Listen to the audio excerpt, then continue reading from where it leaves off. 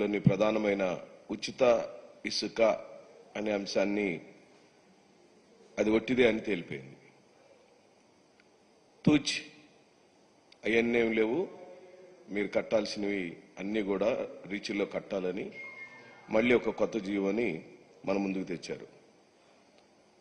మేనిఫెస్టోలో పెట్టిన హామీలకు తూట్లు పొడటం ఇదేం కొత్త కాదు.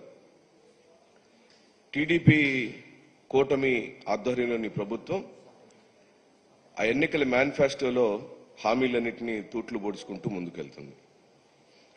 ఉచితంగా ఇస్తానన్న చంద్రబాబు నాయుడు గారు మరోసారి ప్రజలందరినీ బోల్తా కొట్టించాడు.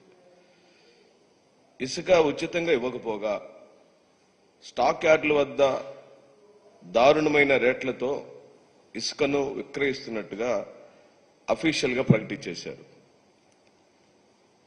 స్టాక్ యార్డుల దగ్గర వారి ఫోటోతో ప్రభుత్వం ఆధ్వర్యంలో ఇసుక అమ్మబడును అని నా దగ్గర ప్రభుత్వం ప్రదర్శించిన ఓ ఫ్లెక్సీని రాష్ట్ర ప్రజల సమాచారం కోసం మరియు మీడియా మిత్రుల కోసం మేము చూపించడానికి చేస్తూ నూతన ఉచిత ఇసుక విధానం 2024 సామాన్యులకు అందుబాటులో ఇసుక నర్సీపట్నం గబ్బాడ ఇసుక డిపోలో 1225 రూపాయలకు అమ్ముతున్నట్లుగా ప్రకటించారు. ఇప్పుడు దీన్ని ఉచితం అందామా? చంద్రబాబు నాయుడు గారు ఉచితంగా ఇస్తానన్న హామీ ఏమైంది? ఎందుకు మీరు నెల రోజుల్లోనే ఈ కప్పగంతులు వేస్తున్నారు? కారణం ఏంటో ఈ రాష్ట్ర ప్రజలకు చెప్పమని ఈ సందర్భంగా నేను వైఎస్ఆర్ కాంగ్రెస్ పార్టీ తరఫున మీ అందరి ద్వారా డిమాండ్ చేస్తూ, వైఎస్ఆర్సీపీ ప్రభుత్వంలో ప్రజలు చెల్లించిన ధర నేరుగా ప్రభుత్వ ఖజానాకి సుమారుగా 750 కోట్ల రూపాయల ఆదాయం వచ్చింది.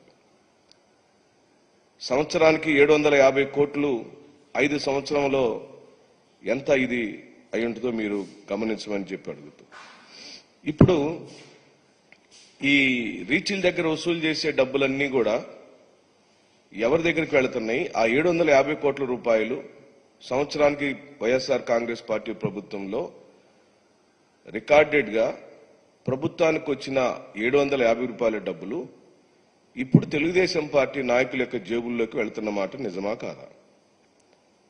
ఇసుక విషయంలో చంద్రబాబు చేసినట్లుగా మోసాలను ఎవరు చేయలేరు. గత ప్రభుత్వంలో 2014-19 కాలంలో వాళ్ళు చేసిన ప్రతి వైలేషన్, ఇసుక తవ్వకాల విషయంలో కానీ అనేకమైన జీవోలు రిలీజ్ చేయడంలో కానీ హైకోర్టు తప్పుపట్టింది, గ్రీన్ ట్రిబ్యునల్ తప్పుపట్టింది. 2019లో ప్రజల యొక్క తీర్పును కూడా తెలుగుదేశం పార్టీ ఎదుర్కొంది. అయినా కూడా ఇప్పుడు మళ్ళీ అదే పాలసీ, అంటే 2014-19 కాలంలో ఎలాంటి పాలసీని తెలుగుదేశం పార్టీ అధికారంలో ఉండినప్పుడు ఆ రోజు చేసిన పాలసీనే ఇప్పుడు మళ్ళీ ఉచితం పేరుతో తీసుకొచ్చారు. ఉదాహరణకు చంద్రబాబు నాయుడు ప్రభుత్వం కొన్ని డిపోలో ప్రకటించిన రేట్లను పరిశీలిద్దాం. అనకాపల్లి జిల్లా నర్సీపట్నంలో డిపో దగ్గర ఈ ప్రభుత్వం 1225 రూపాయలకు ఇసుకను అమ్ముతున్న మాట నిజమా కాదా? విశాఖపట్నంలో ఉన్న అంగనంపూడి డిపో వద్ద టన్ను ఇసుకకు 1394 రూపాయలతో అమ్ముతున్న మాట నిజమా కాదా? అదే ఇదే రేట్లతో దాదాపుగా ఇప్పుడు తెలుగుదేశం పార్టీ ఏ రేట్లతో అయితే, ఎన్డీఏ కూటమి ఏ రేట్లతో అయితే ఫ్లెక్సీలు వేసి రీచ్ల దగ్గర పెట్టారో, జగన్మోహన్ రెడ్డి గారి ప్రభుత్వం కూడా అదే రేట్లతో అమ్మితే తద్వారా ప్రభుత్వానికి 750 కోట్ల రూపాయల డబ్బులు ఖజానాకు వచ్చినాయి. ఏ డబ్బులు మీరు ఈ రోజున ప్లకార్డులో ఫ్లెక్సీలేసి రీచ్ల్లో పెట్టారో అదే రేట్లతో గత ప్రభుత్వం అమ్మిన మాట నిజమైనప్పుడు ఇప్పుడు వస్తున్న ఆదాయం అంతా మీరు తెలుగుదేశం పార్టీ లేదా జనసేన పార్టీ లేదా ముగ్గురు పార్టీలకు సంబంధించిన నాయకులు ఇదిగో ఇక్కడ నర్సీపట్నం వైఎస్ జగన్మోహన్ రెడ్డి గారి ప్రభుత్వంలో నర్సీపట్నం రీచ్లో 1400 రూపాయలకి పోయిన ప్రభుత్వం ఇసుకను అందజేసింది. ఇదంతా పేపర్ యాడ్లో ఇచ్చాం. పారదర్శకంగా ఇచ్చాం. ఎక్కడ కూడా అబద్ధం లేదు. ఏ రీచ్లో ఎంత రేట్లకు ఇసుక అందుబాటులో ఉందనే విషయాన్ని స్పష్టంగా మా ప్రభుత్వం, జగన్మోహన్ రెడ్డి గారి యొక్క ప్రభుత్వం 2019 నుంచి 24 కాలంలో స్పష్టంగా ఇచ్చాం. అదే నర్సీపట్నం, అదే రీచ్లో ఈ రోజున వాళ్ళు అమ్ముతున్న రేటు 1225 రూపాయలు. 1400కు 1225 రూపాయలకు మధ్యలో వ్యత్యాసం ఎంత ఉంది? అదేనా ఇప్పుడు మీరు తీసుకొచ్చిన ఉచిత ఇసుక పాలసీ? మీరు ఏం తీసుకొచ్చారని అడుగుతున్నాం. దానికి మీరు అనేకమైన కారణాలు మీరు చెబుతున్నారు. అంటే దానిలో సేన్ రైజ్ కట్టాలి, లేకపోతే ఎక్స్వేషన్ ఫీజు కట్టాలి, లేదా లోడింగ్ చేయడానికి డబ్బులు కట్టాలి, లేదా ట్రాన్స్పోర్ట్ అంటే రీచ్లో నుంచి స్టాక్ యార్డ్ వరకు అయ్యే ట్రాన్స్పోర్ట్ డబ్బులు కట్టాలి, ర్యాంప్ మెయింటెనెన్స్ డబ్బులు కట్టాలి, అలాగే అడ్మిన్ ఎక్స్పెన్సెస్ కట్టాలి, డిఎంఎఫ్ ఫీజు కట్టాలా, మెరిట్ ఫీజు కట్టాలా, జిఎస్టీ అని రకరకాల పేర్లతో మీరు ఈ డబ్బులను వసూలు చేసి ఈ డబ్బులను ఉచితమని ఎలా చెప్పగలుగుతారని అడుగుతున్నాం. ఉచితం అంటే ఏంటండి? నాకు ఇసుక అవసరం ఉంది, నాకు అందుబాటులో ఒక రీచ్ ఉంది, నేను నా ట్రాక్టర్ తీసుకొని ఆ రీచ్కి వెళ్ళి జేసీబీలతో లోడ్ తీసుకొని నా ఇంటికి తీసుకెళ్లి నా అవసరాలకు నేను వాడుకుంటే అప్పుడు ప్రభుత్వం దగ్గర నుంచి నాకు ఎలాంటి ఛార్జెస్ పడనట్టుగా నేను భావిస్తాను.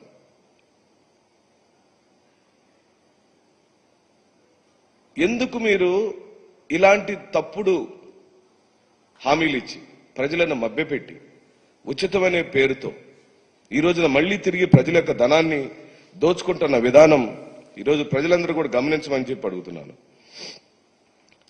ఇదే రేట్లతో వైఎస్ఆర్ కాంగ్రెస్ పార్టీ ఇసుకను అందించినప్పుడు చాలా భయంకరంగా వాళ్ళు మమ్మల్ని విమర్శించినటువంటి సందర్భాలు మీరు గమనించారు.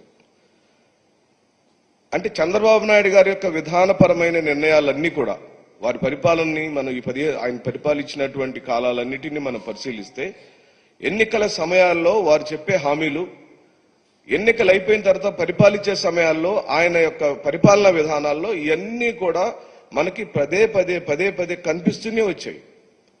ఓట్లు అడగటానికి ప్రజల దగ్గరికి వెళ్ళినప్పుడు ప్రజలకు చాలా ఆనందకరమైన హామీలు ఇచ్చేసి వాళ్ళని నమ్మించి ఆయన వైపు తిప్పుకొని ఓట్లు వేయించుకొని మళ్ళీ తన అధికారంలోకి వచ్చిన తర్వాత హామీలన్నింటినీ తొంగలో తొక్కాడు చంద్రబాబు నాయుడు అని 1,00,000 ఉదాహరణలను ఈరోజు మనం చెప్పొచ్చు. అంటే స్వభావరీత్యా చంద్రబాబు నాయుడు గారికి అధికారమే పరమావధిగా తను చేసే రాజకీయ క్రీడల్లో ఈ ఉచిత ఇసుక అనే అంశం కూడా ఒక ప్రధానమైన క్రీడగా ఈరోజు నిరూపించబడింది. తద్వారా చంద్రబాబు నాయుడు గారి యొక్క తీరు ఏమీ మారలేదు, మారపోదు కూడా అని చెప్పి ఆయన నిరూపించారని సందర్భంగా నేను మనవి చేస్తున్నాను.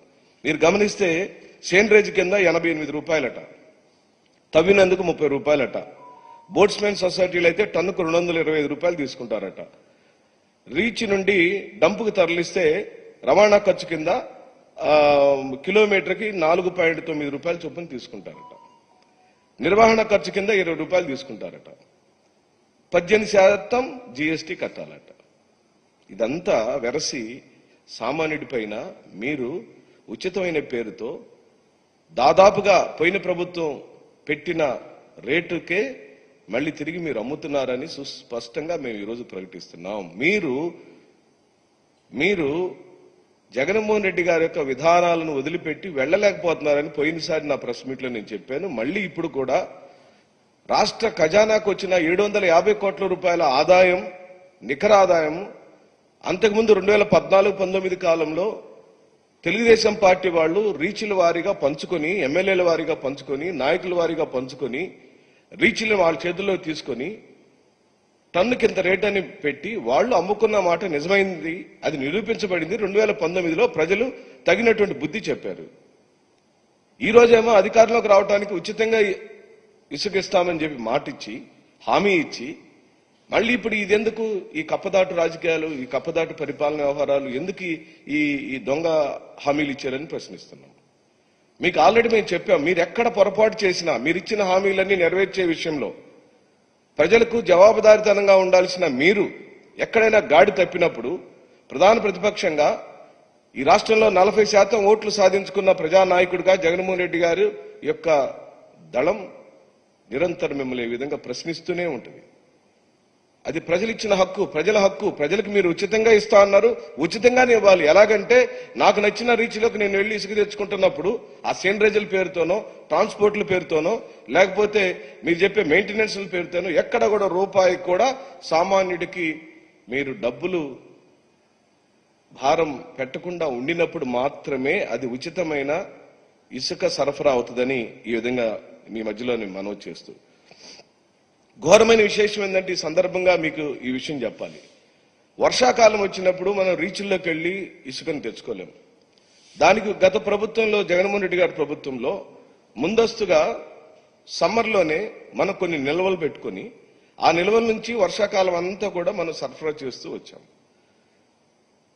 సరిగ్గా ఎన్నికలైపోయిన దగ్గర నుంచి మనకి ఎన్నికలైపోయిన దగ్గర నుంచి సమ్మర్లోనే ఉన్నాం, ఇప్పుడే వర్షాలు మొదలైనవి. ఈ మధ్యకాలంలో నిల్వ చేసిన ఇసుక డంపులు ఏమైనాయి అని అడుగుతున్నాం. ఒకవేళ నిల్వ చేసిన ఇసుక డంపుల్ని మీరు ప్రజలకు సరఫరా చేస్తుంటే ఈ 1245 రూపాయలు లేదా 1300 రూపాయలు, 1400 రూపాయలు ఎందుకు మీరు ఛార్జ్ చేస్తున్నారు? ఉచితంగా ఇచ్చేయాలి కదా. ఆల్రెడీ తెచ్చేసాం. ఎవరు తెచ్చారు? పోయిన ప్రభుత్వమే తెచ్చి స్టాక్ యార్డ్లో ఇసుక పెట్టింది, అందుబాటులో ఇసుక ఉంది. దాన్ని ఎందుకు మీరు ప్రజలకు అమ్ముతున్నారని అడుగుతున్నాం. ఉచితంగా ఇచ్చేసేయాలి కదా. ఏదైతే ఆ ఛార్జెస్ అన్ని ఉన్నాయో అవన్నీ కూడా గత ప్రభుత్వంలో అది ప్రభుత్వం భరించి తీసుకొచ్చి స్టాక్ చేసినటువంటి ఇసుకని ఇప్పుడు ప్రభుత్వం ఉచితంగా సరఫరా చేయాల్సిన ఇసుకని డబ్బులు రేట్లు పెట్టి ఎందుకు అమ్ముతున్నారు మా ప్రశ్న. అలాగనే మా ప్రభుత్వం అయిపోయి మీ ప్రభుత్వం పవర్లోకి వచ్చినప్పుడు 80 లక్షల టన్నులు అందుబాటులో ఉందండి. మొత్తం రాష్ట్రం మొత్తం మీద 80 లక్షల టన్నుల ఇసుక స్టాక్ యార్డులలో అందుబాటులో ఉంది. ఇప్పుడు 45 లక్షల టన్నులు మాత్రమే ఉన్నట్టుగా ప్రభుత్వం చెబుతుంది. ఇప్పుడు ఈ జీవో వచ్చేప్పటికి జీవోలో వారు చెప్పినటువంటి నంబర్ ఎంతంటే 45 లక్షలు. ఆ 80 లక్షలకు ఈ 45 లక్షల మధ్యలో ఉన్న వ్యత్యాసం ఏమైందని అడుగుతున్నాం. అంటే సుమారుగా 35 లక్షల టన్నుల ఇసుక మాయమైపోయింది. తెలుగుదేశం పార్టీ నాయకులు కార్యకర్తలను కొట్టేసి ఉండాలి, జనసేన నాయకులు కార్యకర్తలన్నా కొట్టేసి ఉండాలి, బీజేపీ నాయకులు కార్యకర్తలన్నా కొట్టేసి. వైసీపీకి ఎట్టాగ పవర్ లేదు కాబట్టి ఎవరు అక్కడ రీచ్లకు వెళ్ళలేరు. మౌలికంగా మీరు చెప్పిన జగన్మోహన్ రెడ్డి గారి ప్రభుత్వం దిగిపోయే రోజుకున్న 80 లక్షల టన్నుల నిల్వ ఈ రోజు మీరిచ్చిన కొత్త జీవోలో చూపిస్తున్న నిల్వకున్న వ్యత్యాసమైన 35 లక్షల టన్నుల ఇసుక, కోట్ల రూపాయలు విలువ చేసే ఇసుక ఎక్కడికి పోయిందని ప్రశ్నిస్తున్నాం. అంటే దీని అర్థం మిగిలిందంతా స్వాహా చేసి మనం దోచేసినట్టుగానే ఇక్కడ సుస్పష్టమైందని మేము ప్రశ్నిస్తూ, ఎన్నికల ఫలితాలు వచ్చిన రోజు స్టాక్ యార్డ్లో లక్షల కొద్ది టన్నుల ఇసుకని కూటమి నాయకులు తీసుకోలేదు అని నిరూపించాలంటే చట్ట ప్రకారమైన ప్రక్రియ మొదలవ్వాలని డిమాండ్ చేస్తున్నాం. ఏపీఎండిసి ద్వారా కానీ లేదా కలెక్టర్ గారి ఆధ్వర్యంలో కానీ తన జ్యూరిడిక్షన్ పరిధిలో జిల్లాల వారీగా ఎక్కడెక్కడ వైఎస్ఆర్ కాంగ్రెస్ పార్టీ ప్రభుత్వం అయిపోయి ఎన్డీఏ ప్రభుత్వం పవర్లోకి వచ్చినప్పుడు ఎంత స్టాక్ ఉంది, జీవోలో అందుబాటులోకి చూపిస్తున్న స్టాక్ 45 లక్షల టన్నులు అయినప్పుడు 80 లక్షల టన్నులు ఉండాల్సి వచ్చినప్పుడు ఆ గ్యాప్ ఉన్న 35 లక్షల టన్నుల విషయంలో వెంటనే చట్ట ప్రకారమైన చర్య తీసుకోమని, దాని మీద ఎంక్వైరీ చేయమని గౌరవ ముఖ్యమంత్రి శ్రీ నారా చంద్రబాబు నాయుడు గారిని డిమాండ్ చేస్తూ, మీరు శుద్ధ పూసలలాగా మాకు నీతి వాక్యాలు బోధించారు. ఇసుక విధానం తప్పని చెప్పారు. 750 కోట్ల రూపాయలు వచ్చే ఆదాయం అవసరం లేదు, ఉచితంగా ఇద్దామని మీరు ప్రకటించారు. సంతోషం. మీరిచ్చిన ఉచితమైన ఇసుక హామీని మీరు ఇంప్లిమెంట్ చేస్తే చూసి ఆనందపడతామని చెప్పి మేము పదే పదే చెబుతున్నాం. ఏ పథకమైనా చంద్రబాబు నాయుడు గారు 2024 ఎన్నికల హామీలలో తూచా తప్పకుండా ఏ హామీని ఆయన నెరవేర్చినా అది ప్రజలకు చేరినప్పుడు మాకన్నా ఆనందపడే వాళ్ళు ఎవరూ ఉండరు. ఎందుకంటే అంతిమంగా జగన్మోహన్ రెడ్డి గారి లక్ష్యం, చంద్రబాబు నాయుడు గారి లక్ష్యం లేదా జనసేన బీజేపీల లక్ష్యం ప్రజల యొక్క శ్రేయస్సు అయినప్పుడు, ప్రజలకు మేలు చేయటం అయినప్పుడు, మా హయాంలో మేము బొచ్చడన్ని పథకాలు ఇచ్చాము, డైరెక్ట్ గా బెనిఫిషియరీ ఇంటికి వెళ్ళింది, డోర్ డెలివరీ చేశామని మేము గుండె మీద చేసుకుని అనేకమైన పథకాలను మేము సాధారణంగా మేము చెప్పగలుగుతాం. ఈ రోజున మీరు కూడా ఆ విధంగా చేస్తే చూసి ఆనందపడదామని మేము గట్టిగా ప్రశ్నిస్తున్నాం. ప్రధానమైన హామీలని మీరు ప్రత్యక్షంగా ఇలా వైలేషన్ చేసి మీరు అన్ని తొంగలో తొక్కి 2014-19 కాలంలో మీరు అనేకమైన జీవోలు తెచ్చారు. 2014లో అయితే లీజుల విషయంలో రాష్ట్ర ప్రభుత్వం ఈ చట్టంలోని నియమాలను నిబంధనలు పూర్తిగా ఉల్లంఘించింది. దానికి అనేకమైన సాక్ష్యాలు ఉన్నాయి. ఆగస్టు 2014 నాడు ఏపీఎండీసీకి రీచ్లన్నీ అప్పచెబుతూ ఒక జీవో తెచ్చారు. 2014 ఆగస్టులో వాళ్ళు పవర్లోకి వచ్చింది, బహుశా మేలోనో ఎప్పుడో వచ్చుంటారు. జూన్, జూలై, ఆగస్టులో కొత్తగా ఒక జీవో తీసుకొచ్చి ఏపీఎండీసీకి ఆగస్టు 28వ తారీఖు ఇచ్చారు. ఆ తర్వాత రీచ్లు జిల్లా మహిళా సమైక్యలకు అందజేశారు, మళ్ళీ మార్చారు. తదుపరి 2016లో ఈ విధానాన్ని సమీక్ష చేయటం కోసం ఒక సబ్ కమిటీని వేసి మంత్రులతో వాళ్ళతో రికమెండేషన్స్ అడిగారు. ఏ పాలసీ అయితే కరెక్ట్ గా ఉంటుంది, పైన పేర్కొన్న 2 పాలసీల్లో మనం సరిగ్గా నిర్వహించలేకపోతున్నామని చంద్రబాబు నాయుడు గారి ప్రభుత్వం 2016లో ఒక సబ్ కమిటీ వేస్తే సబ్ కమిటీ సిఫార్సులు పరిగణలోకి తీసుకొని 2016 జనవరి 15వ తారీఖున మరో జీవో వచ్చింది, 3వ జీవో. ఎప్పటికండి? 2014లో పరిపాలించడం మొదలెట్టిన తర్వాత ఒక్క ఇసుక విధానం మీదనే 3 రకాల జీవోలు ఇచ్చిన చరిత్ర చంద్రబాబు నాయుడు గారిది. 2016 జీవోలో ఏం చెప్పారు? టెండర్ కమ్ ఈ యాక్షన్ నిర్వహించాలని జీవోలో పేర్కొన్నారు. సరే, దాని మీద ఉన్నారా అంటే లేరు. అనూహ్యంగా కేవలం 2 నెలల పరిధిలోనే దీన్ని కూడా పక్కన పెట్టేశారు. అంటే ఏ సబ్ కమిటీ ద్వారా మంత్రుల సబ్ కమిటీ ద్వారా రికమెండేషన్స్ ఇచ్చారో ఆ సబ్ కమిటీల యొక్క రికమెండేషన్ ద్వారా వచ్చిన జీవోను పక్కన పెట్టేసి మళ్ళీ ఉచితంగా ఇచ్చేద్దామని మార్చి 4, 2016 ఒక మెమో వచ్చేసింది. పూర్తిగా ఉచితం చేద్దామని అనుకున్నారు. జీవో నెంబర్ 43 అండి అది. దీనికి అనుగుణంగా ఏప్రిల్ 6, 2016 జీవో నెంబర్ 43 జారీ చేసింది తెలుగుదేశం పార్టీ. అంటే అది 4వ జీవో.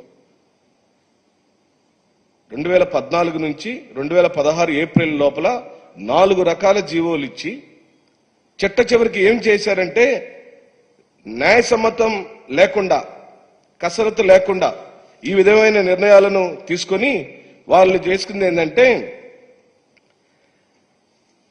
ఇక ఏ జీవో లేదు, ఏ పర్యవేక్షణ లేదు, పూర్తిగా ఉచితం చేద్దామని నిర్ణయానికి వచ్చి ఆ ఉచితమైన రీచ్లన్నిటినీ ఎమ్మెల్యేలకు, తెలుగుదేశం పార్టీ నాయకుల చేతుల్లోకి అప్పజెప్పి పూర్తిగా ఇది వైలేషన్ జరిగితే ఉచిత ఇసుక పేరిట రాష్ట్రంలో అక్రమంగా ఇసుక తవ్వకాలు జరుగుతున్నాయని గౌరవ హైకోర్టు మిమ్మలను పలు సందర్భాల్లో హెచ్చరించిన మాట నిజమా కాదా?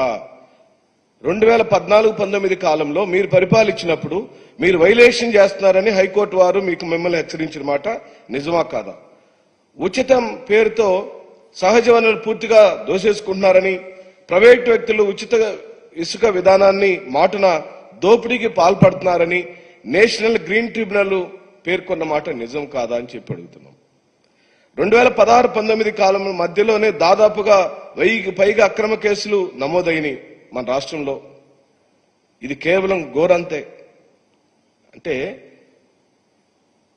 వివిధ రకాల్లో జీవోలు మార్చుకుంటూ వచ్చి ముందేమో ఏపీఎండీసీ ద్వారా, తర్వాత మహిళా సమైక్యల ద్వారా, మూడోది వచ్చేమో ఈ యాక్షన్ ద్వారా, నాలుగోది వచ్చేమో ఉచితంగా రీచ్లను తీసుకెళ్లమని ఉచితంగా నియోజకవర్గాల వారీగా ఎమ్మెల్యేలు లేదా వాళ్ళ అనుచరుల యొక్క ఆధ్వర్యంలో రీచ్ల్లో వాళ్ళ కార్యకర్తలను పెట్టుకుని పూర్తిగా దోచేశారని హైకోర్టు చెప్పిందని చెప్పి మనం చేస్తున్నాం. ఇది వైఎస్ఆర్ కాంగ్రెస్ పార్టీ భాష్యం కాదు. వైఎస్ఆర్ కాంగ్రెస్ పార్టీ చెప్తున్న విశేషం కాదు. ఇది హైకోర్టు తప్పుబట్టింది, గ్రీన్ ట్రిబ్యునల్ తప్పుబట్టింది. మీరు ఒక్క 2016-19 కాలంలోనే 1000 పైగా కేసులు మీ ప్రభుత్వంలోనే నమోదైనవి. ఇవన్నిటినీ పరిష్కరిస్తూ ఒక మంచి విధానంతో ఒక మంచి పరిపాలనా దక్షతతో జగన్మోహన్ రెడ్డి గారు సుమారుగా 750 కోట్ల రూపాయల ఆదాయాన్ని రాష్ట్ర ప్రభుత్వానికి వచ్చేటట్టుగా చేస్తే, తద్వారా కొన్ని మొదట తీసుకొచ్చిన ఈ విధానాల్లో కొన్ని తప్పులు జరిగినప్పుడు వాటిని సరిదిద్దుకొని పూర్తిగా గవర్నమెంట్ 2024 ఎలక్షన్కి వెళ్ళబోయే లోపల ఇసుక విధానం పైన సంపూర్ణమైనటువంటి ఒక అవగాహనని ప్రజల్లోకి తీసుకురావటం, ప్రజలు ఆ విశేషంలో ఏదైనా వాళ్ళకి ఇబ్బంది కలిగి ఉంటే మేము తగిన ఇప్పుడు జరుగుతున్న పరిణామాలను మేము చూస్తున్నాయి. కానీ తెలుగుదేశం పార్టీ అధికారంలోకి రావటం కోసం చెప్పిన ఉచితమైన ఇసుక విధానంని తుంగలో తొక్కటాన్ని ఖండిస్తూ మీరు వెంటనే దీన్ని సరిదిద్ది ప్రజలకు ఎక్కడికెక్కడ అవసరమైతే మీరిచ్చిన హామీని ఇంప్లిమెంట్ చేయమని, ఏ ఒక్కరికి ఇసుక అవసరమైనా తన సమీపంలోని రీచ్కి వెళ్లి తన సొంత ఖర్చులతో జేసీబీ ద్వారా తవ్వుకోనో లేకపోతే మనుషుల ద్వారా లోడ్ చేయించుకోనో ఇసుక తెచ్చుకునే అవకాశాన్ని వెంటనే అమలు చేయమని, ఒక్క రూపాయి కూడా ప్రజల దగ్గర నుంచి వసూలు చేయొద్దని, సీనరేజీల పేరుతో కానీ, ట్రాన్స్పోర్ట్ పేరుతో కానీ, రీచ్ల మెయింటెనెన్స్ పేరుతో కానీ, తదితర అంశాల పేరుతో కానీ, జీఎస్టీ పేరుతో కానీ ఎక్కడ కూడా బాదుడు కార్యక్రమం చేయొద్దని బాబు గారికి చెబుతూ సెలవు తీసుకుంటున్నాను.